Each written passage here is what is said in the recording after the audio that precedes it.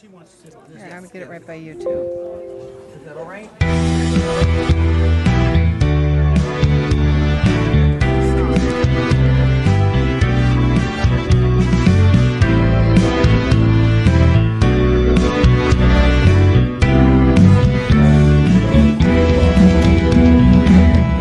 I'm thankful, so grateful. I'm one in the spirit all around me.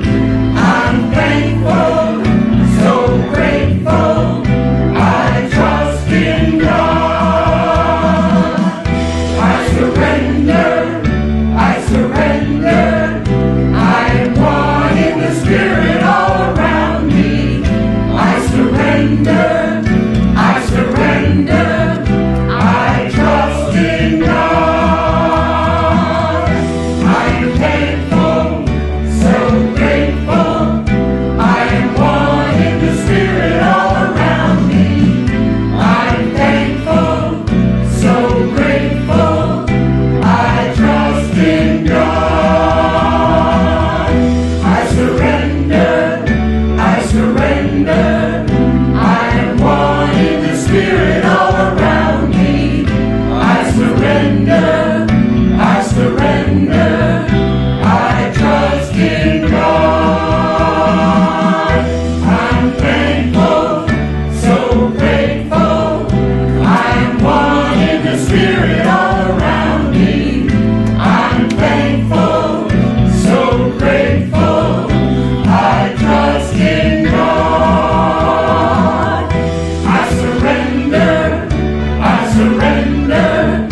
I am one in the spirit all around me. I surrender, I surrender. I trust in God. I'm thankful, so grateful. I am one in the spirit all around me. I'm thankful, so grateful. I trust in God. I surrender, I surrender. I am one in the spirit all around me. I surrender, I surrender. I trust in God.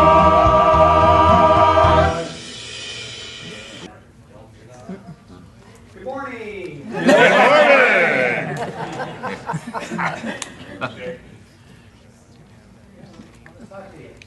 Figure this out. My name is Marty Bacher. It's my privilege and pleasure to welcome you here this morning.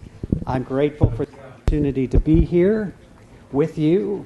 Never going to let not having a microphone stop me from talking. How about this one? I got nothing. There we go. Switch on that one. You got to turn the switch on that one. I know, it's on. This one works. This one doesn't. We'll figure it out. It's all good. So thank you for being here this morning. Today is Mother's Day, so we wish you a happy Mother's Day. I'm always quite aware that for many this is a very joyous and wonderful day, and for others it is not. And so I just want you to know that the room's big enough to house all of that because we have a God that's big enough to house all of that. So we're grateful to be here together this day. We come together every Sunday to celebrate a simple idea that there's one life, one power, one presence, one being, expressing itself in and through and as all of creation. Some people refer to that as God. Others refer to it in the 10,000 other names. We're cool, whatever you want to call it. Our God is big enough. And so we are here to celebrate that this life is beautiful and magnificent, and that we are growing into the awareness of who we are. If you're with us for the first time today, we just want to say thank you for being here. We're grateful you could join us. If you didn't receive a packet as you came in, we hope you'll grab one. We'd like to get to know you and tell you a little bit about ourselves. We also invite you, if you're in need of prayer today, we have a Ministry of Prayer box located in the lobby. We also have that available to you online. So if you go to unityofcharlotte.org, you can fill out a prayer request there as well. Having said all of that, we're just grateful that you're here. There's wonderful things going on in our community. I want to make you aware of a couple of those. First of all, Coming up on the 24th, we have our monthly sound bath and chakra meditation. Jerry and Susan lead that. It's fabulous. I just invite you to come resonate with us. It's an amazing thing. And then I want you to make sure you've marked your calendars for the 31st, Friday the 31st. Uncle Marty's going to make you dinner, all of you who have volunteered. And so we're going to have a wonderful celebration because so many people give so much in so many ways. And there's no way to do that. That would be the service if we stopped every time to thank everybody. So we're going to just invite you to come and feed you and love you up and have a wonderful celebration. So we hope you can join us for that. So, having said that, let us begin our inward journey as we simply open our hearts and minds this day to the presence of the divine, that infinite being that we call God. And today we are in remembrance of the fullness of life, the fullness of love, the fullness of joy. We open our hearts to this divine presence, knowing that it is the presence of unconditional love. And we open our minds to divine wisdom, knowing that it moves through us, guiding us, leading us, directing us. We allow this to be a day in the fullness of life and all that that entails. For we know at the heart and the center of all life is this one life we call God. We celebrate this day by remembering who we are, divine beings unfolding. And we recognize and know that this presence and all of its qualities are ours right now. So we allow something to happen today that reminds us of our divine magnificence, that allow our lives to be healed and transformed through this power of unconditional love. We give great thanks for the many blessings that this day unfolds. We give great thanks for the blessings of this spiritual community that is indeed divinely unfolding.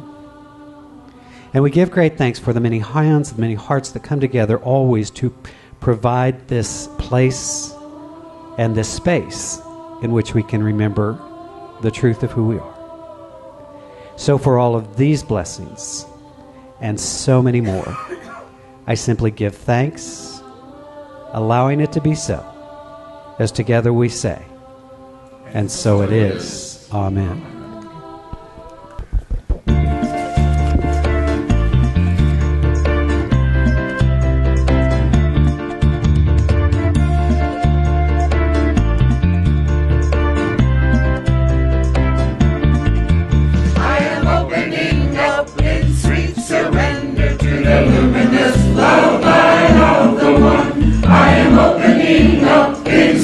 Surrender to the luminous love light of the one. I am opening.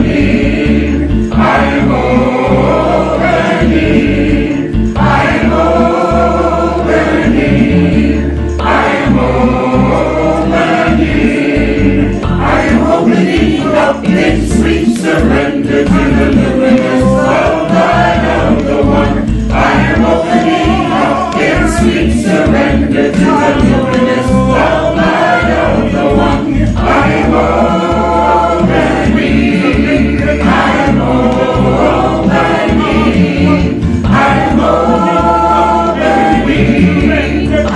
opening. I am opening. I am opening up in sweet surrender to the luminous love light of the one. I am opening up in sweet surrender to the luminous love light of the one. I am opening. I am opening. I am opening. I am opening.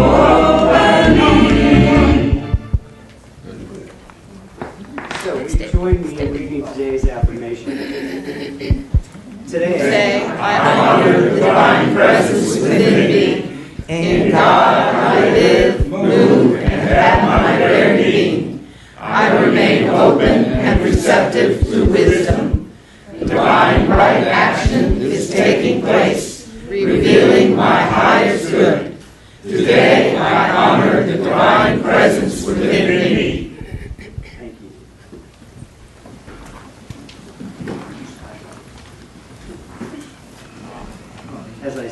I'm always very much aware that these special holidays are laden with the fullness of life, the joy, the sorrow, recognizing that for some this is the first Mother's Day without yours.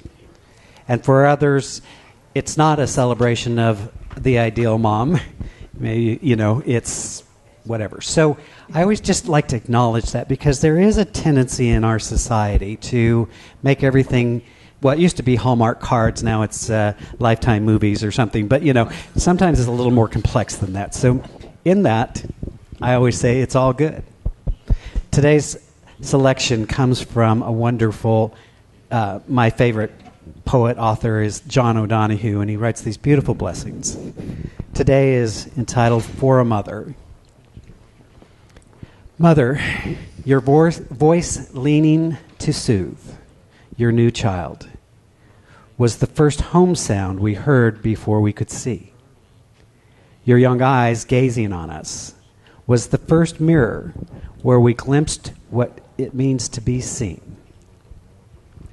Mother, your nearness filled the air, an umbilical garden for all the seeds of thought that stirred in our infant hearts.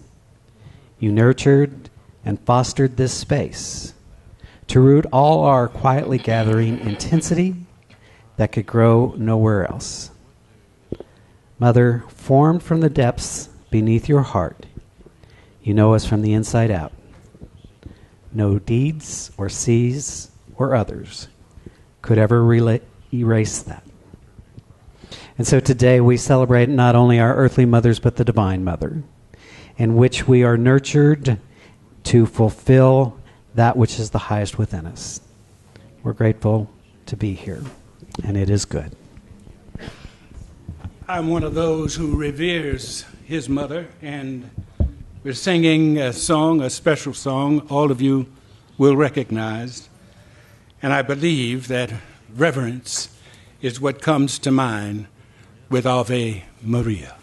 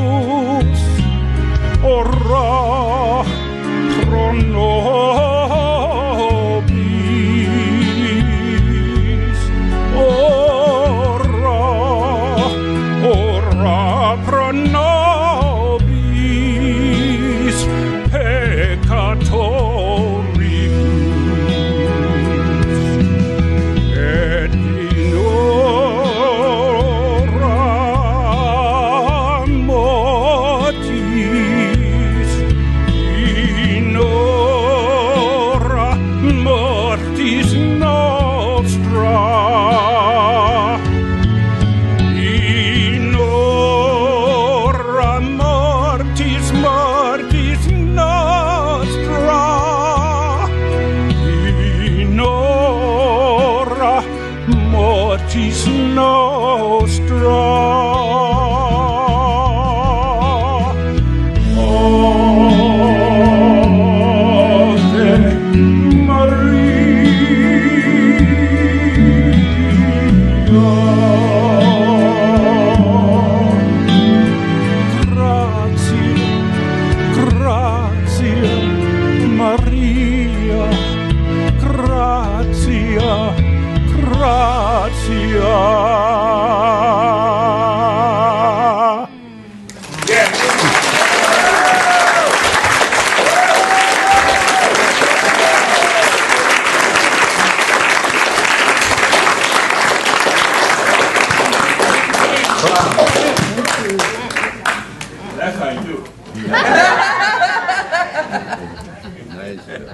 That is how you do it.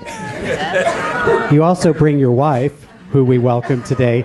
You really up your game when the missus is here, as they say, right? Thank you, Lawrence. Beautiful. So beautiful. I always love the opportunity to speak to this idea of the divine presence. We're conditioned in our world often to think in terms of God as man. Nothing wrong with that. But God's so much bigger than that. And so it's a wonderful opportunity to, on this celebration of Mother's Day, to recognize and celebrate the Divine Mother. So today we're going to celebrate the Divine Mother, our mothers, and motherhood, and, because we're in that mode, the mother of New Thought. So, why not? Because it is a little-known fact, I think, that people don't really realize the origins of our teaching. And so I would like to, see who I can get a rise out of by sharing a little bit of history. Ready? What happened? No, it really is wonderful because, we sometimes I think it's easy to think we just plopped here and found Unity of Charlotte, but there's a rich, deep tradition of spiritual healing that is uniquely American. It's happened in other places, but that evolved over time. And so often when we're learning about the origins of our teachings, we hear about these wonderful people. Phineas Parkhurst Quimby is often called the father of New Thought, but that is not correct. So let me take the moment to correct you.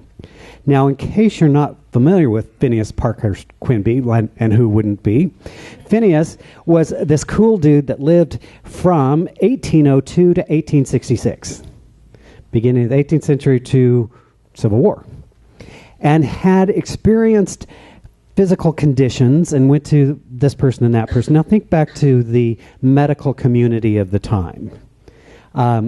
So you got to be bled. You got to have, all kinds of odd things that were believed at the time to be true. And so he became intrigued with this idea that perhaps the mind, he noticed that as he would do physical, vigorous activity, he felt better. And he began to make an association with this idea of our minds being related to our bodies. And he developed that and met a person called Mesmer. You may know of Mesmer because we talked today about being mesmerized by a person. Had to do with that hypnosis idea. And so he began a study and a practice of spiritual healing. And so people began to hear about this dude who was talking people through their illness. So, do you get bled or do you go talk to the dude who's going to talk you through your illness? Well, I know where I'm going, right? If we have to, I'll go there. But in the meantime, I'll talk to you. And so he kind of developed this practice and recognized that behind every effect, behind every physical ailment, there was a mental cause. Isn't that interesting? You've never heard this before, have you? Oh, you have heard this. Oh, I guess that's not breaking news. So one of the patients that came to him was a woman by the name of Mary Baker Eddy. And some of you know her as the mother of Christian Science. And so she had a healing. She was also, there was this whole groundswell of information that was happening at the time. Transcendentalists were transcendentaling, and there was this whole idea that was coming forward. And so she experienced this healing. She began to work with these precepts and developed a little thing you may have heard of called Christian Science, wrote a magazine called the Christian Science Journal, which later in life we know now as the Christian Science Monitor. And so she developed what we now know as the Church of Christ Scientists is how it's actually labeled. And so we know about Christian Scientists and Christian Science practitioners, and we know that Christian Science practitioners are good. If you need a good practitioner, Christian Scientists are steeped in the principle. Now, I could dish. I'm not going to. But, she was a unique person and had her own unique things. So one of the students that came to Mary Baker Eddy was a woman by the name of Emma Curtis Hopkins. And Emma Curtis Hopkins, in my humble opinion, is the mother of New Thought. And so she began as an editor for the Christian Science Journal, and I'm not sure exactly what happened. There's different stories about what happened. But anyways, she was called to go do her own work. She was also grounded in these principles of the Christ Science. And so she began, and she moved to Chicago and started a seminary there, originally kind of labeled as Christian Science, but evolved to a different idea there. And she began to put forth these 12 precepts. She worked with the ideas that each of the 12 disciples also represented a quality of God. Anybody ever heard that? Yes, you have. Right? And so she started this school and started this thing, and to that school came some amazing, amazing people. She, among her students, Charles and Myrtle Fillmore, who went on to begin what we are part of today, the Unity School at that time. Another student of hers was Emily Cady. Just fun facts. I'm a nerd, so this may not be interesting to you, but it's always interesting to me. So Emily Cady's over here. She's learned about this thing. Charles and Myrtle have gone to Kansas and started their work. And so she started, and they'd started a little magazine. And so she started Emily starts sending little articles. One ended up with 12 of them. And she entitled those The 12 Lessons of Truth, which somebody got this great idea of putting that together, calling it a book, and most of us in Unity know that sort of as our textbook. And it's still as relevant today as it was that time. Other people who studied with Emma Curtis Hopkins were the Nona Brooks, who started Divine Science, all of our New Thought things, and a little guy by the name of Ernest Holmes, who studied and started the Institute of Religious Science, which later evolved to the Church of Religious Science, which later evolved to the Church Centers for Spiritual Living. It's the latest incarnation. And so all of this comes out of tradition.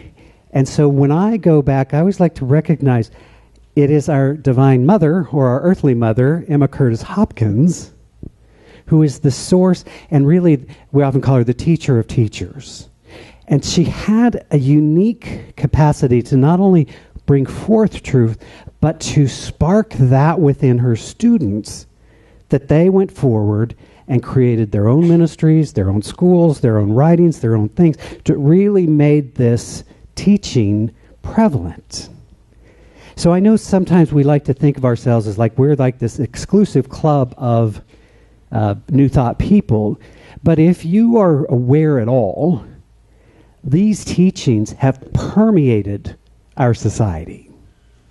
People now know that there is a relationship between our minds and our body and our spirit. People know that as we think so and believe, so is our experience. I'm always amazed.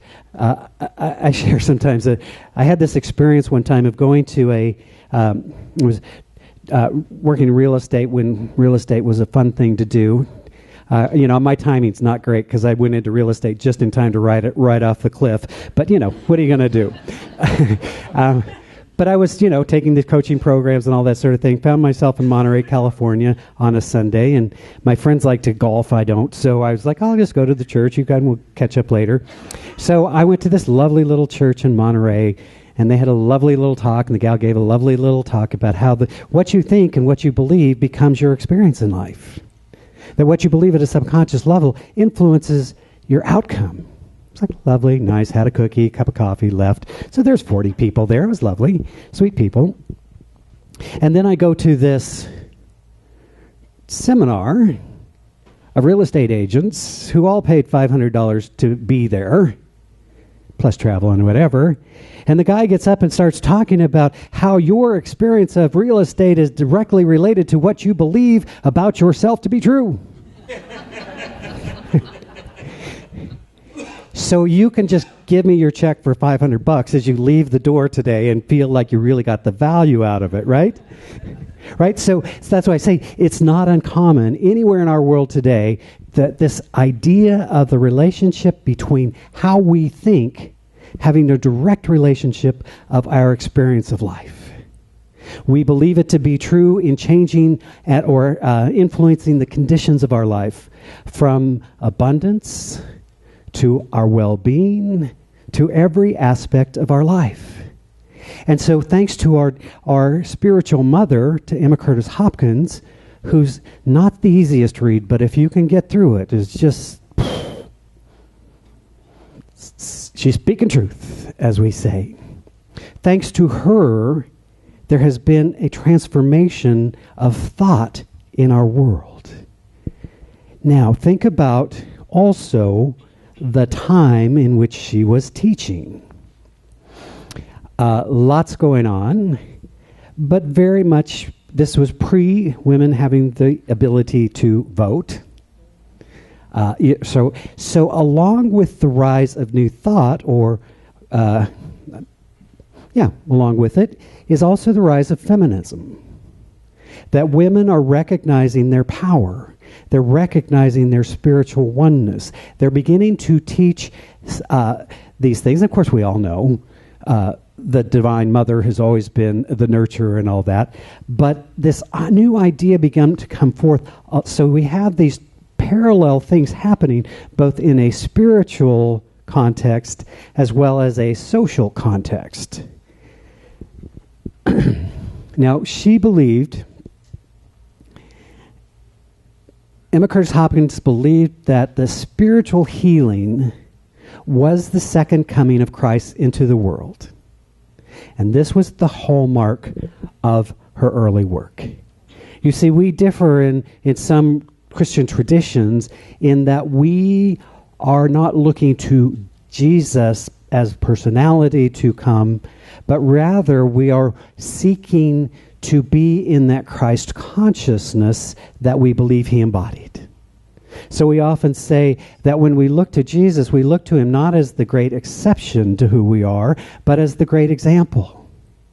And so when he says to us, greater works than these you might also do, we take that seriously, that we can be a healing presence, that we can be transformative agents, that we can go into the world, allow our light to shine brightly, and to be a blessing to others. We take it seriously that when Paul wrote, let the mind that was in Jesus also be in you, let the Christ mind that was in Jesus also be in you, we're recognizing there is a state of consciousness. And that state of consciousness is the recognition and the realization of the one life, always present, ever available, that is only seeking its highest expression, that reveals itself in, through, and as all creation, and that when we join in that Christ light, when we stand in that presence, we become powerful. Not because of our own ego power, but because we are aligned with the spiritual power that is in each and every person. It's a tremendous awareness. It's a tremendous responsibility. You see, once I began to understand that I was creating my life or co-creating my life with this divine presence, and that my word had power, I decided I might want to start cleaning up my words. That I might want to realize that everything that came forth from my mouth was either a blessing or a curse. You see, the universe, these universal laws, are always in operation. Creation is always taking place. Sometimes we look to the Bible and we read these beautiful words of "in the beginning."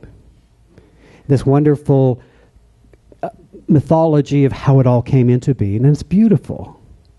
Because it says to us, "And the divine said, let there be." Started with light. And light happened. So God's like, whoa, that was cool. I wonder what, right?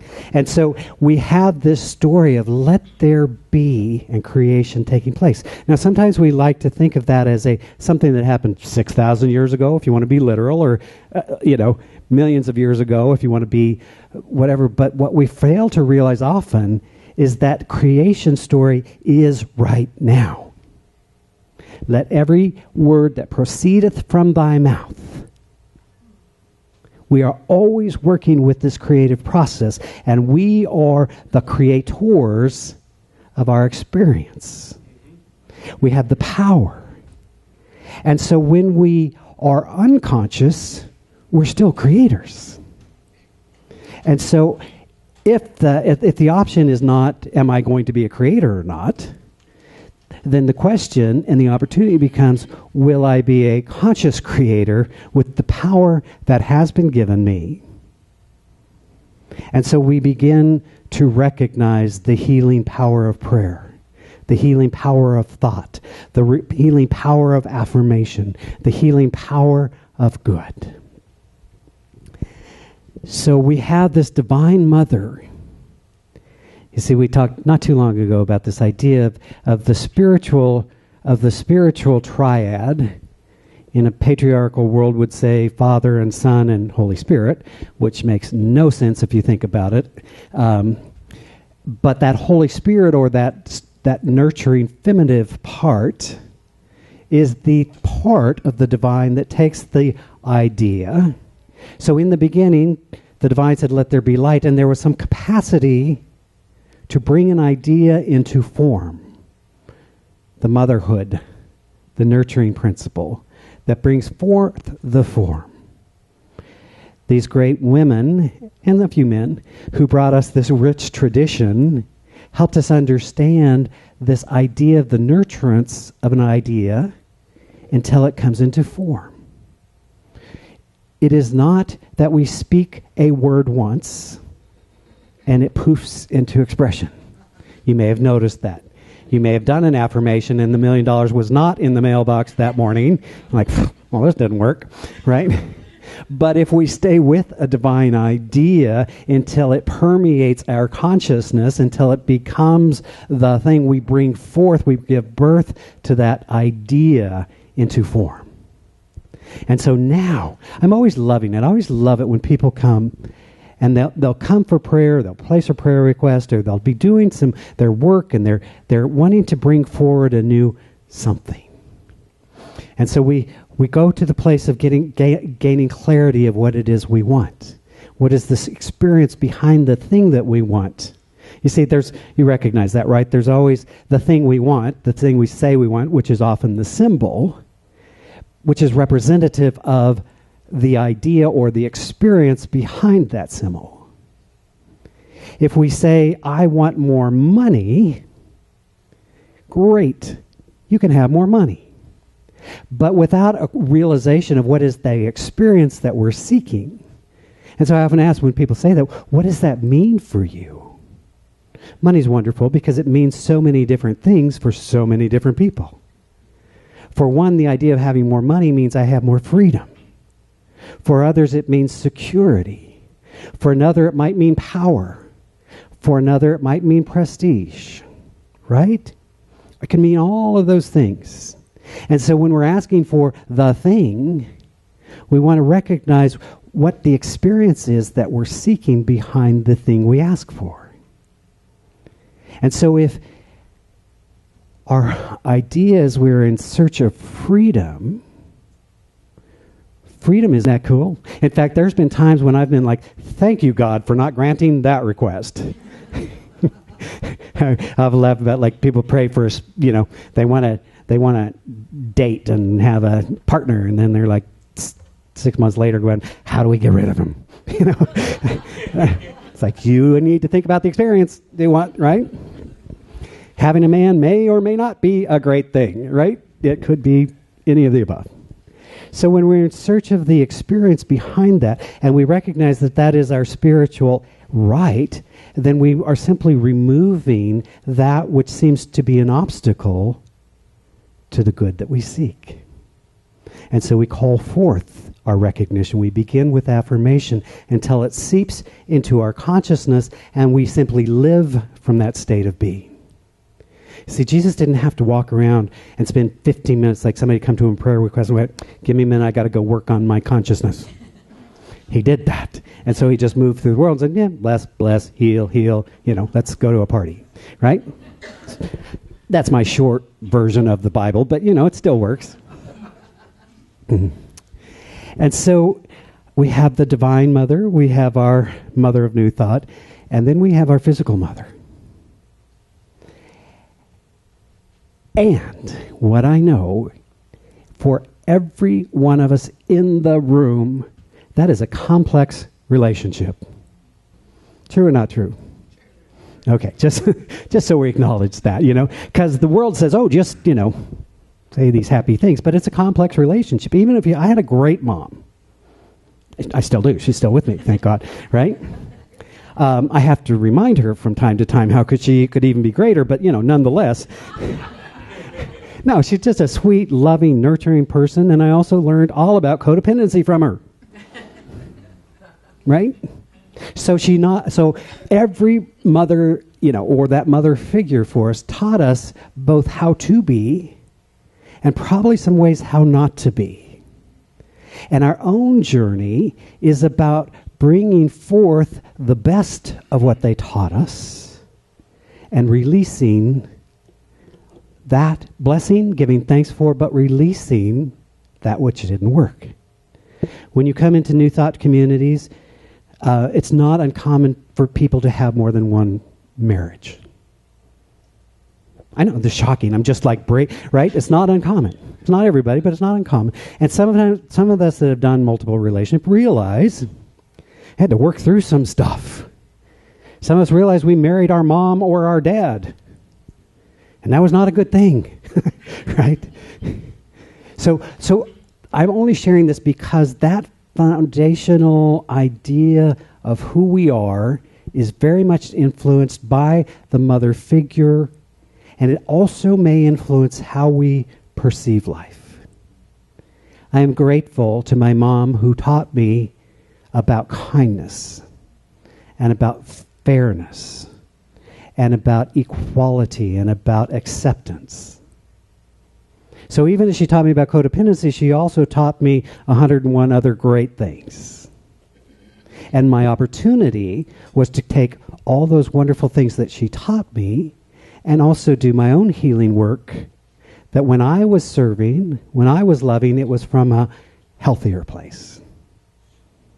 Do I sound like a horrible person for saying this about my mom right out loud? Just a human being, doing the best she could. And so, what the other thing that this teaching teaches us is our life. Ready for this? Ready? Really?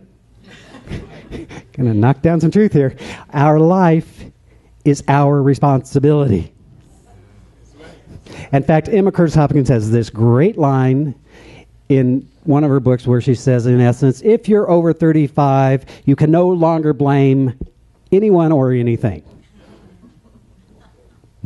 Good for you, girl, right? So our life is our responsibility. And so today, as we're celebrating our moms, I want us to celebrate the fullness of who they were.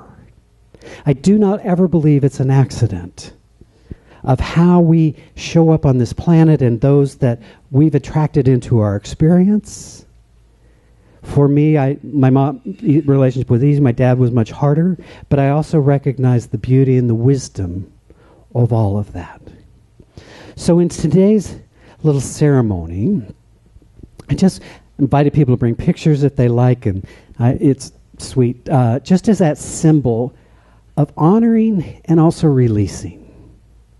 Because when we are bound to the one, to anyone, we allow that to limit our experience of life. And so when I say releasing, it's not you're going to get rid of her. You're just going to release the idea that you hold that may believe that something your mother said or did or wanted is holding you back from the full experience of life. And it's about honoring all that they brought, all that they gave, even beyond this physical life. Does that sound good? So I'm going to invite you. There's a poem that was written by Amy Young that I just love, and it's kind of covers the fullness of motherhood. So we're going to play a little song, and I'm going to read this poem, and then I'm going to just lead you through a silent release ceremony, if you're willing. I'm ready for that.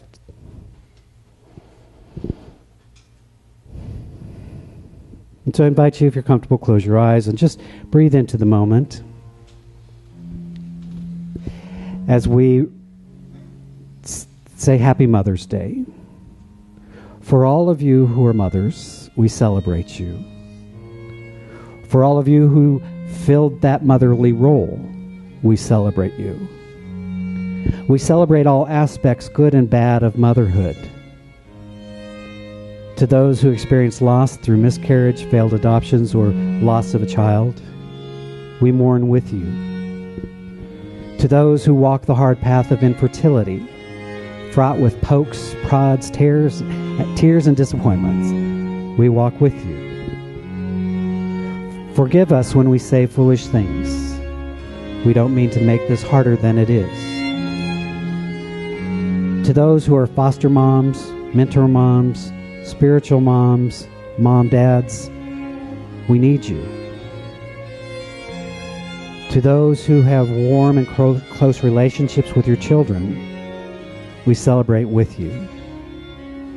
To those who have disappointment, heartache, and or distance with your children, we sit right here with you. To those who lost a child this year, we mourn with you. To those who lost their mothers this year, we grieve with you. To those who experienced abuse at the hands of your own mother, we acknowledge and empathize with your experience. To those who lived through driving tests, medical tests, and the overall testing of motherhood, we are better for having you in our midst. To those who are single and long to be married and mothering your own children, we mourn that life has not turned out the way you longed for it to be. To those who step-parent, we walk with you on these complex paths. To those who lavish love on grandchildren, we celebrate that joy with you. To those who envision lavishing love on grandchildren, yet that dream is not yet to be, we empathize with you. To those who have emptier nests, we both grieve and rejoice with you. To those who place children up for adoption, we commend you with your selflessness, and remember how you hold that child in your heart. So this Mother's Day, we walk with you. Mothering is not for the faint of heart, and we have real warriors in our midst. We remember you, we celebrate you, all of you, in all of your fullness.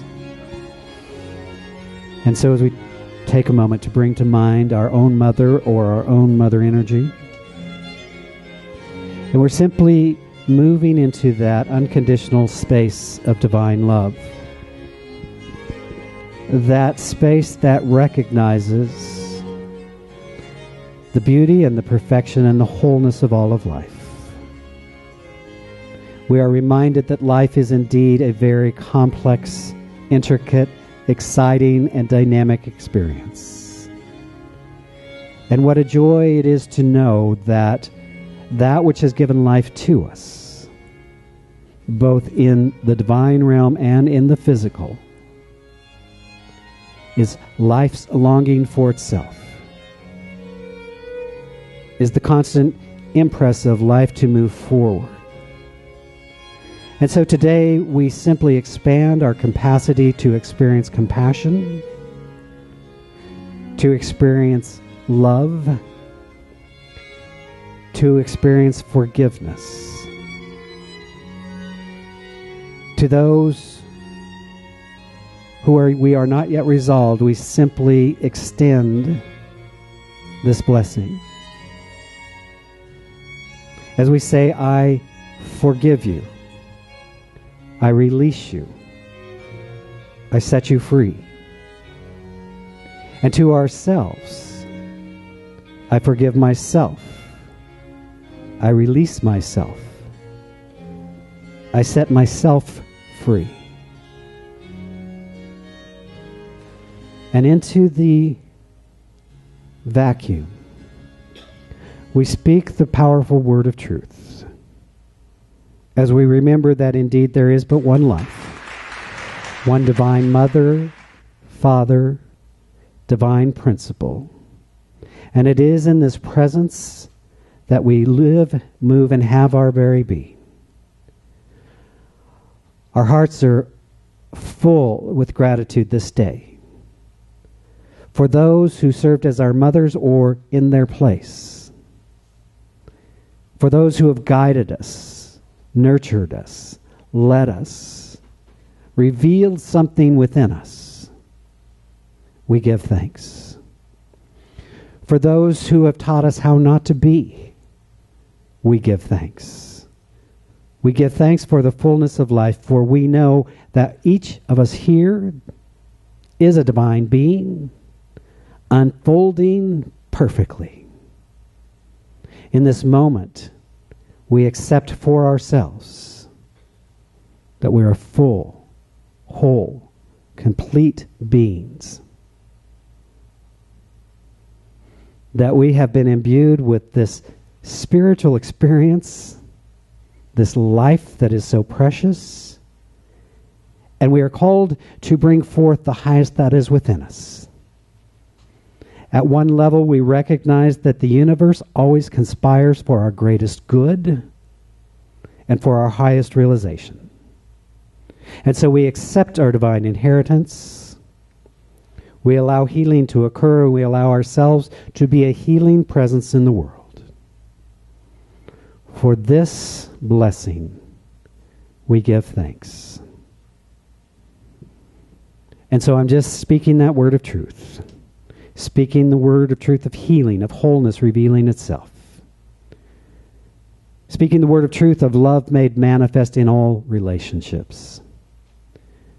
Speaking the truth of abundance being realized as we give and receive of this divine bounty. We know we are blessed. And so we extend a blessing. We bless each other. We bless this spiritual community. We bless our world. We bless our brothers and sisters, for we recognize we are all children of the Most High, of this Mother, Father, God. We bless all priests, rabbis, ministers, and teachers of all faiths, because we know there is but one power, one presence, one God. And so we honor the many pathways to spiritual unfoldment. In joy and gratitude, then, we give thanks. We give thanks for all of the blessings. We know that we are whole and healed and blessed, and we extend that blessing to all. Having spoken this word of truth, I simply give thanks that it is so. Releasing this word into the Christ mind and into the laws of universal love, I know that it is established, that it is done, that it is so. And so in joy and gratitude, I simply allow it to be so. As together we say, and so it is. Amen.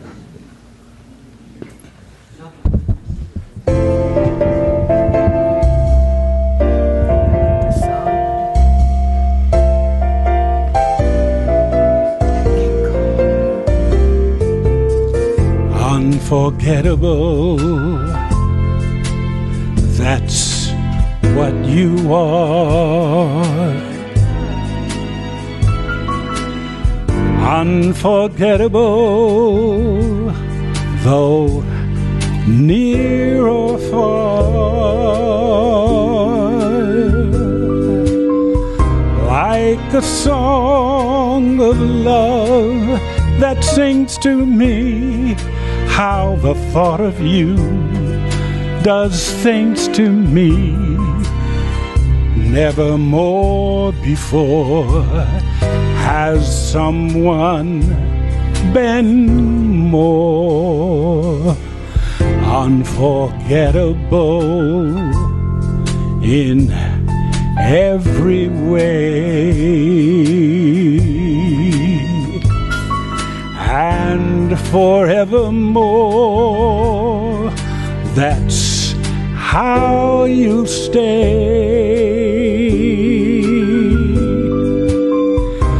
That's why, Mother, it's incredible that someone so unforgettable thinks that I am unforgettable too.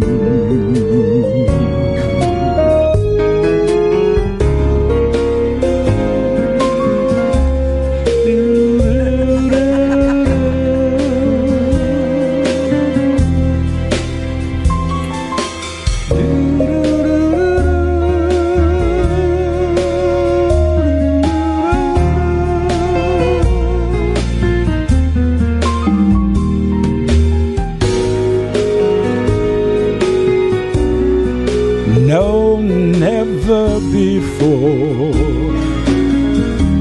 has someone been more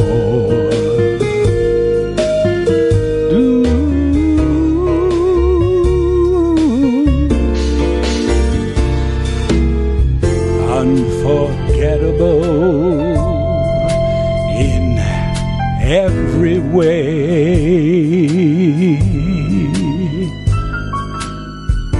Unforgettable, here to stay. That's why, Mother, it's incredible that someone so unforgettable thinks that I am unforgettable too.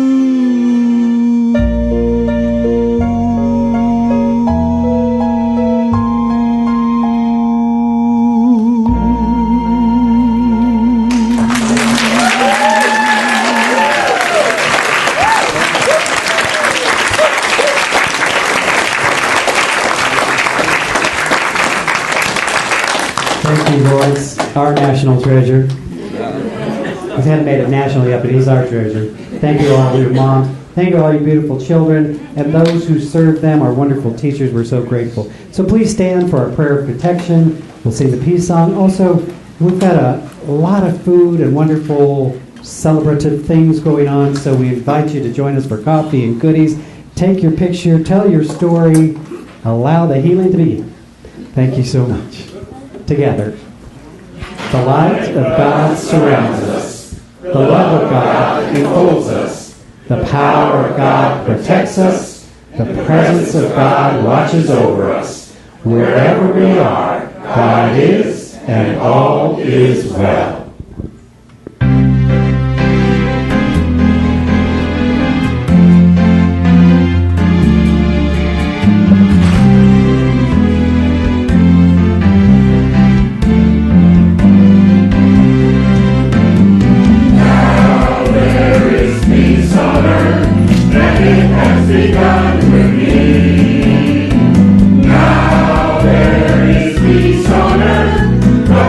that was meant to be. With God as creator, united all are we.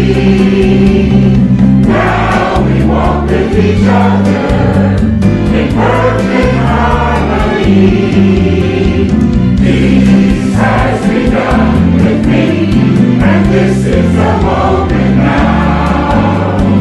With every step I take, now this is my joyous vow. To take each moment and live each moment in peace eternally. Now there is peace on earth.